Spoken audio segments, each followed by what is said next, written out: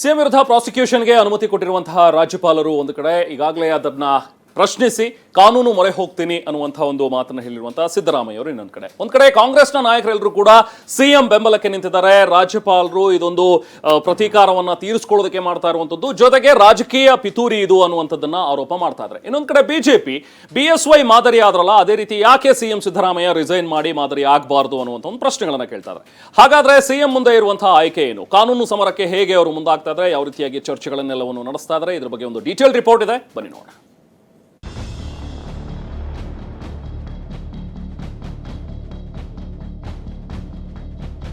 ಇಡೀ ಪಕ್ಷ ಕಾರ್ಯಕರ್ತರುಗಳು, ಶಾಸಕರುಗಳು, ಸಚಿವರುಗಳು ಸಾಲಿಡಾರಿಟಿಯನ್ನ ವ್ಯಕ್ತ ಮಾಡಿದ್ದಾರೆ. ಹೈಕಮಾಂಡ್ ಕೂಡ ಸಂಪೂರ್ಣವಾಗಿ ಈ ಸಂದರ್ಭದಲ್ಲಿ ನನ್ನ ಜೊತೆ ಇರ್ತೇವೆ ಅಂತೇಳಿ ದೂರವಾಣಿ ಮೂಲಕ ಮಾತನಾಡಿದ್ದಾರೆ.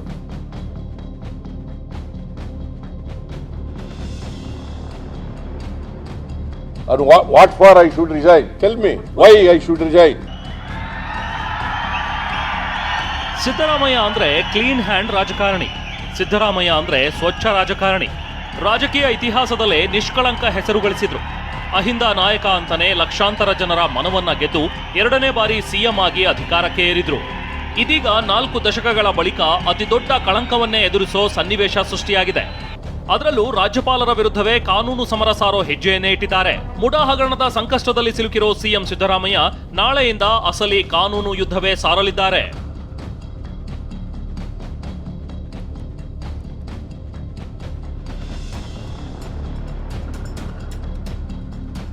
ಮುಡಾ ಹಗರಣದಲ್ಲಿ ಸಿಎಂ ಸಿದ್ದರಾಮಯ್ಯ ಕಾನೂನು ಸಮರ. ಗವರ್ನರ್ ವರ್ಸಸ್ ಗವರ್ನಮೆಂಟ್, ಕಾನೂನು ಯುದ್ಧಕ್ಕೆ ಸಿದ್ಧ.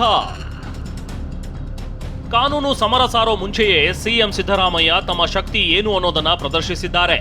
ಇಡೀ ಸಂಪುಟದ ಬಲವೇ ನನಗೆ ಇದೆ ಅಂದಿದ್ದಾರೆ. ನಿನ್ನೆಯೂ ಸಭೆ ನಡೆಸಿದ್ರು, ಇಂದೂ ಸಭೆ ನಡೆಸಿದ್ರು. ಇಡೀ ಕ್ಯಾಬಿನೆಟ್ ಜೊತೆ ಸಭೆ ಮಾಡೋ ಮೂಲಕ ಎಲ್ಲರನ್ನೂ ವಿಶ್ವಾಸಕ್ಕೆ ತೆಗೆದುಕೊಳ್ಳೋ ಪ್ರಯತ್ನವನ್ನು ನಡೆಸಿದ್ದಾರೆ. ಬುಧವಾರ ಸಿಎಂ ಸಿದ್ದರಾಮಯ್ಯ ಶಾಸಕಾಂಗ ಪಕ್ಷದ ಸಭೆ ಕರೆದಿದ್ದಾರೆ. ಮುಂದಿನ ಕಾನೂನು ಹೋರಾಟಕ್ಕೆ ಸಹಕಾರ ಕೊಡುವಂತೆ ಮನವಿ ಮಾಡಲಿದ್ದಾರೆ. ಸಿಎಂ ಏನೇ ಕಾನೂನು ಹೋರಾಟ ಮಾಡಬೇಕು ಅಂದ್ರೆ ಶಾಸಕರ ಬಲ ಮುಖ್ಯ ಆಗುತ್ತೆ. ಇದಿಷ್ಟೇ ಅಲ್ಲ, ಹೈಕಮಾಂಡ್ ಕೂಡ ಸಿಎಂ ಬೆಂಬಲಕ್ಕೆ ನಿಂತಿದೆ. ಧೈರ್ಯ ತೆಗೆದುಕೊಳ್ಳಿ, ನಾವು ನಿಮ್ಮ ಜೊತೆ ಇದ್ದೀವಿ ಅಂತ ಅಭಯ ನೀಡಿದ್ದಾರೆ.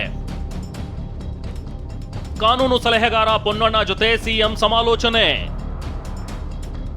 ಸಭೆಯಲ್ಲಿ ಹೈಕೋರ್ಟ್ ಮೆಟ್ಟಿಲೇರುವ ಬಗ್ಗೆ ಅಂತಿಮ ತೀರ್ಮಾನ.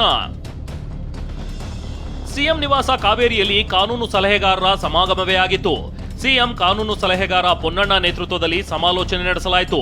ಮುಂದಿನ ಕಾನೂನು ಹೋರಾಟದ ಬಗ್ಗೆ ಆಪ್ತ ಸಚಿವರು, ವಕೀಲರ ಸಲಹೆಯನ್ನ ಸಿಎಂ ಪಡೆದ್ರು. ಫೈನಲ್ ಆಗಿ ಸಭೆಯಲ್ಲಿ ಹೈಕೋರ್ಟ್ ಮೆಟ್ಟಿಲೇರೋಕೆ ತೀರ್ಮಾನ ಮಾಡಲಾಗಿದೆ. ಇನ್ನು ನಾಳೆ ಬೆಳಿಗ್ಗೆ ಬೆಂಗಳೂರಿಗೆ ಸುಪ್ರೀಂ ಕೋರ್ಟ್ನ ವಕೀಲರಾದ ಮನು ಸಿಂಘ್ವಿ ಮತ್ತು ಕಪಿಲ್ ಸಿಬಲ್ ಆಗಮಿಸಲಿದ್ದಾರೆ. ನಾಳೆ ಬೆಳಗ್ಗೆಯೇ ಸಿಎಂ ಸಿದ್ದರಾಮಯ್ಯ ವಕೀಲರ ಜೊತೆ ಸುದೀರ್ಘ ಚರ್ಚೆ ನಡೆಸಲಿದ್ದಾರೆ. ನಾಳೆ ಹೈಕೋರ್ಟ್ನಲ್ಲಿ ಸಿಎಂ ಪರ ಅಭಿಷೇಕ್ ಮನು ಸಿಂಘ್ವಿ ಮತ್ತು ಸಿಬಲ್ ಅರ್ಜಿ ಸಲ್ಲಿಸಲಿದ್ದಾರೆ. ಸಿಎಂ ವಿರುದ್ಧ ಮುಡಾ ಪ್ರಕರಣದಲ್ಲಿ 17A ಸೆಕ್ಷನ್ ಅಡಿಯಲ್ಲಿ ತನಿಖೆಗೆ ಆದೇಶ ನೀಡಲಾಗಿದೆ. ಇದಕ್ಕೆ ವಿರುದ್ಧವಾಗಿ ಸಿಎಂ ಸಿದ್ದರಾಮಯ್ಯ ಕಾನೂನು ಸಮರ ಯಾವ ರೀತಿಯಾಗಿರುತ್ತೆ, ಮುಂದಿನ ಹಾದಿ ಏನು ಅನ್ನೋದನ್ನ ಎಳೆಯಾಗಿ ತೋರಿಸ್ತೀವಿ ನೋಡಿ. ನಾಳೆಯಿಂದಲೇ ಸಿಎಂ ಸಿದ್ದರಾಮಯ್ಯ ಪರ ಅಸಲಿ ಕಾನೂನು ಹೋರಾಟ ಆರಂಭವಾಗಲಿದೆ. ಪ್ರಾಸಿಕ್ಯೂಷನ್ಗೆ ಅನುಮತಿ ವಿರುದ್ಧವಾಗಿಯೇ ಕೋರ್ಟ್ ಮೊರೆ ಹೋಗಲಿದ್ದಾರೆ. ಗವರ್ನರ್ ನೀಡಿರುವ ಪ್ರಾಸಿಕ್ಯೂಷನ್ ಕಾನೂನು ಬಾಹಿರವಾಗಿದೆ. ಭ್ರಷ್ಟಾಚಾರ ನಿಯಂತ್ರಣ ಕಾಯ್ದೆಯ 17A SOP ಉಲ್ಲಂಘನೆಯಾಗಿದೆ. ಇದನ್ನೇ ಇಟ್ಕೊಂಡು ಕೋರ್ಟ್ನಲ್ಲಿ ಸಿಎಂ ಪರ ವಾದ ಮಂಡಿಸಲು ವಕೀಲರು ಸಿದ್ಧತೆ ಮಾಡಿಕೊಂಡಿದ್ದಾರಂತೆ. ಇನ್ನು ಪ್ರಾಸಿಕ್ಯೂಷನ್ಗೆ ಅನುಮತಿ ನೀಡಲು ಕೇಂದ್ರ ಸರ್ಕಾರದಿಂದ ಚೆಕ್ ಲಿಸ್ಟ್ ಪಾಲನೆಯಾಗಿಲ್ಲ. 2021ರ ಸೆಪ್ಟೆಂಬರ್ನಲ್ಲಿ ನೀಡಿರುವ ಚೆಕ್ ಲಿಸ್ಟ್ ಪಾಲನೆಯಾಗಿಲ್ಲ. ಇನ್ನು DGIGP ಮಟ್ಟದ ಅಧಿಕಾರಿಗಳೇ ಪ್ರಾಸಿಕ್ಯೂಷನ್ಗೆ ಕೇಳಬೇಕು. ಕೇಳದೆ ರಾಜ್ಯಪಾಲರೇ ಪ್ರಾಸಿಕ್ಯೂಷನ್ಗೆ ಅನುಮತಿ ಕೊಟ್ಟಿದ್ದಾರೆ. ಪ್ರಾಸಿಕ್ಯೂಷನ್ಗೆ ನೀಡುವಾಗ ತನಿಖಾ ವರದಿಯೂ ಇರಬೇಕು, ಅದೂ ಇಲ್ಲ. ತನಿಖಾ ವರದಿ ಇಲ್ಲದೆ ಮತ್ತು ಆಧಾರವಿಲ್ಲದೆ ಪ್ರಾಸಿಕ್ಯೂಷನ್ಗೆ ಅನುಮತಿ ನೀಡಲಾಗಿದೆ ಅನ್ನೋದು ಸಿಎಂ ವಾದವಾಗಿದೆ.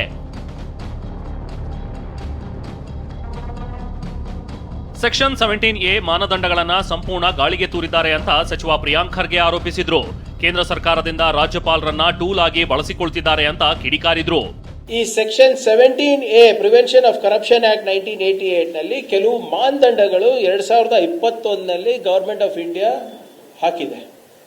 ಆ ಸ್ಟ್ಯಾಂಡರ್ಡ್ ಆಪರೇಟಿಂಗ್ ಪ್ರೊಸೀಜರ್ಸ್ ಎಲ್ಲಾನು ಗಾಳಿಗೆ ತೂರಿ ಇವತ್ತು ಪ್ರಾಸಿಕ್ಯೂಷನ್ಗೆ ಪರ್ಮಿಷನ್ ಕೊಟ್ಟಿದ್ದಾರೆ. ಅದನ್ನು ಕೂಡ ನಾವು ಖಂಡಿಸಿದ್ದೀವಿ. ರಾಜ್ಯಪಾಲರ ಕಚೇರಿಯನ್ನು ಮತ್ತೆ ರಾಜ್ಯಪಾಲರನ್ನು ಒಂದು ರಾಜಕೀಯ ಅಸ್ತ್ರವಾಗಿ ಬಳಸ್ಕೊಳ್ಳೋದಕ್ಕೆ ಕೂಡ he is being used as a political tool, political weapon to destabilize a constitutionally elected, with full mandate of the people of Karnataka, a government to destabilize a duly elected government ಅಂತ ಅದನ್ನು ಕೂಡ ನಾವು ಖಂಡಿಸಿದ್ದೀವಿ. ಮಾನ್ಯ ರಾಜ್ಯಪಾಲರ ಕಚೇರಿಯನ್ನು ಕೂಡ ಒಂದು ರೀತಿಯಲ್ಲಿ ದುರುಪಯೋಗ ಮಾಡಿಕೊಳ್ತಾ ಇದ್ದಾರೆ. ಹಾಗಾಗಿ ನಾವು ಒಂದು ಕಾನೂನಿನ ಹೋರಾಟ ಮಾಡಬೇಕು. ಬರ್ತಾರೆ ನಮ್ಮ ಅಭಿಷೇಕ್ ಸಿಂಘ್ವಿ, ಕಪಿಲ್ ಸಿಬ್ಬಲ್ಲು ಅವ್ರನ್ನೆಲ್ಲ ನಮ್ಮ ಪಕ್ಷದ ಅಡ್ವೊಕೇಟ್ಗಳು ಕೂಡ ಅವರು, ಹಾಗಾಗಿ ಬರ್ತಾರೆ. ಇನ್ನು ಕಾನೂನು ಹೋರಾಟ ಮಾಡ್ತೀವಿ ಅಂತಿರೋ ಕಾಂಗ್ರೆಸ್ ನಿರ್ಧಾರದ ಬಗ್ಗೆ ಪ್ರತಿಕ್ರಿಯಿಸಿರೋ ವಿಧಾನ ಪರಿಷತ್ ವಿಪಕ್ಷ ನಾಯಕ ಚಲುವಾದಿ ನಾರಾಯಣಸ್ವಾಮಿ, ಕಾನೂನು ಮೂಲಕ ಸಿದ್ದರಾಮಯ್ಯ ಹೋರಾಟ ಮಾಡಲಿ, ತಡ ಮಾಡದೆ ಸಿಎಂ ಸ್ಥಾನಕ್ಕೆ ಸಿದ್ದರಾಮಯ್ಯ ರಾಜೀನಾಮೆ ಕೊಡ್ಲಿ ಎಂದಿದ್ದಾರೆ. ಪ್ರಾಸಿಕ್ಯೂಷನ್ಗೆ ಅವರು ಕೊಟ್ಟಿದ್ದಾರೆ ಅಂತಂದ ಮೇಲೆ ನೀವು ಅದನ್ನು ವಿರೋಧಿಸೋದು ಕೋರ್ಟ್ನಲ್ಲೇ ಹೊರತು ಹೊರಗಡೆ ಅಲ್ಲ, ನ್ಯಾಯಾಲಯದಲ್ಲಿ ಮಾಡಿ. ಅದಕ್ಕೆ ರಾಜೀನಾಮೆ ಕೊಡಬೇಕು ಅನ್ನೋದು ನಮ್ಮಿದು. ನೀವು ಕೊಡ್ಲಿಲ್ಲ ಅಂತಂದ್ರೆ ನಾನು ಹೇಳಿದ್ನಲ್ಲ, ಇನ್ನೊಬ್ಬ ಕೇಜ್ರಿವಾಲ್ ಆಗೋದಾದ್ರೆ ನಮ್ದೇನು ಅಭ್ಯಂತರ ಇಲ್ಲ. ಒಟ್ಟಾರೆ ಈ ಎಲ್ಲಾ ಬೆಳವಣಿಗೆಯ ಮಧ್ಯೆಯೇ ಸಿಎಂ ಸಿದ್ದರಾಮಯ್ಯ ಹೈಕಮಾಂಡ್ ನಾಯಕರ ಭೇಟಿಗೆ ಡೇಟ್ ಕೂಡ ಫಿಕ್ಸ್ ಆಗಿದೆ.